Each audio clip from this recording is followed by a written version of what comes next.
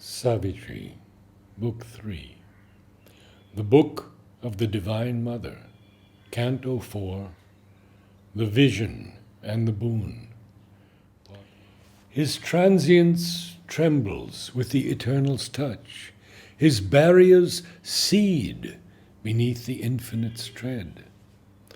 The immortals have their entries in his life.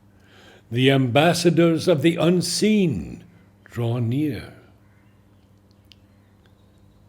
A splendor sullied by the mortal air, love passes through his heart, a wandering guest.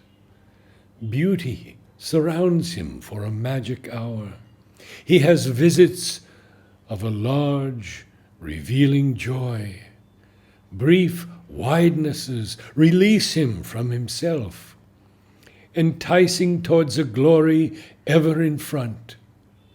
Hopes of a deathless sweetness lure and leave. His mind is crossed by strange discovering fires. Rare intimations lift his stumbling speech to a moment's kinship with the eternal word. A mask of wisdom circles through his brain, perturbing him with glimpses half divine. He lays his hands sometimes on the unknown. He communes sometimes with eternity. A strange and grandiose symbol was his birth, and immortality and spirit room and pure perfection and a shadowless bliss are this afflicted creature's mighty fate. In him the Earth Mother sees draw near the change foreshadowed in her dumb and fiery depths. A Godhead drawn from her transmuted limbs, an alchemy of heaven on nature's base. Adept of the self-born, unfailing line, leave not the light to die the ages bore. Help still humanity's blind and suffering life. Obey thy spirit's wide, omnipotent urge. A witness to God's parley with the night, it leaned compassionate from immortal calm, and housed desire, the troubled seed of things. Assent to thy high self, create, endure.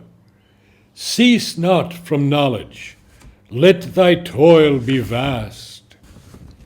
No more can earthly limbs pen thy force. Equal thy work with long, unending times. Traveler upon the bare, eternal heights, tread still the difficult and dateless path, joining the cycles with its austere curve, measured for man by the initiate gods. My light shall be in thee, my strength thy force. Let not the impatient Titan drive thy heart. Ask not the imperfect fruit, the partial prize. Only one boon to greaten thy spirit demand. Only one joy to raise thy kind desire. Above blind fate and the antagonist powers, moveless there stands a high, unchanging will. To its omnipotence leave thy work's result. All things shall change in God's transfiguring hour. August and sweet sank hushed that mighty voice. Nothing now moved in the vast brooding space. A stillness came upon the listening world, a mute immensity of the Eternal's peace. But Aswapati's heart replied to her, a cry amid the silence of the vasts. How shall I rest content with mortal days, and the dull measure of terrestrial things? I who have seen behind the cosmic mask the glory and the beauty of thy face.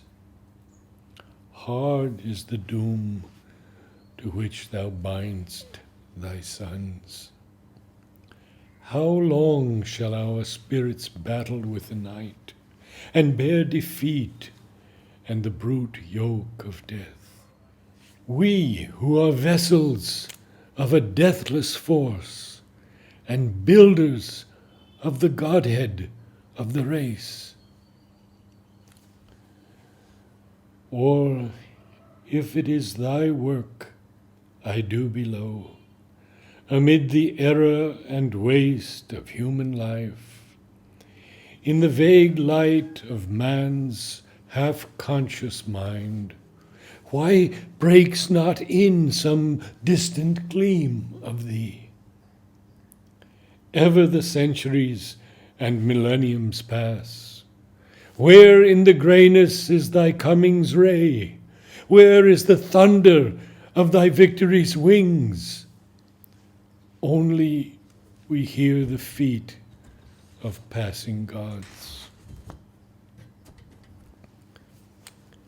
A plan in the occult, eternal mind, mapped out to backward and prophetic sight, the eons ever repeat their changeless round, the cycles all rebuild and ever aspire.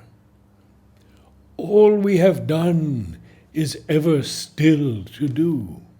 All breaks and all renews and is the same. Huge revolutions of life's fruitless gyre, the newborn ages perish like the old, as if the sad enigma kept its right, till all is done for which this scene was made. Too little the strength that now with us is born, too faint the light that steals through nature's lids, too scant the joy with which she buys our pain. In a brute world that knows not its own sense, thought-racked upon the wheel of birth we live, the instruments of an impulse not our own, moved to achieve with our heart's blood for price, half knowledge, half creations that soon tire.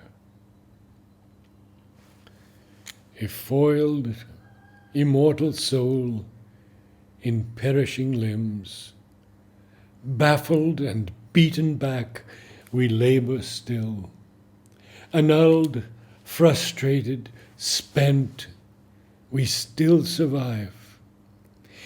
In anguish we labor that from us may rise a larger seeing man with nobler heart, a golden vessel of the incarnate truth, the executor of the divine attempt, equipped to wear the earthly body of God, communicant and prophet and lover and king. I know that thy creation cannot fail. For even through the mists of mortal thought, infallible are thy mysterious steps, and though necessity dons the garb of chance, hidden in the blind shifts of fate, she keeps the slow, calm logic of infinity's pace, and the inviolate sequence of its will.